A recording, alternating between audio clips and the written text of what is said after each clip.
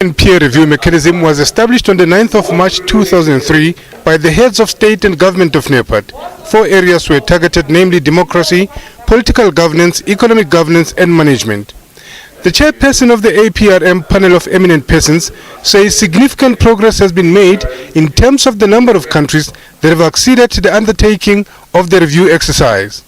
So African countries that are joining the peer review are in fact calling in, inviting their colleagues to come and see what they are doing with respect to governance. Soya says the achievement of the APRM cannot be overstated. He says it has opened up the political space for citizens' participation in policy debates. Meanwhile, the peace and security matter came to the fore during the Pan-African Parliament sitting. And the flashpoints existing on our continent illustrates how urgent it is for Africa to equip itself with a rapid deployment capacity. The UN has agreed to fund the intervention brigade composed of South Africa, Malawian and Tanzanian soldiers. It will have the mandate to carry out targeted operations against the M23 and other rebel groups in the eastern DRC.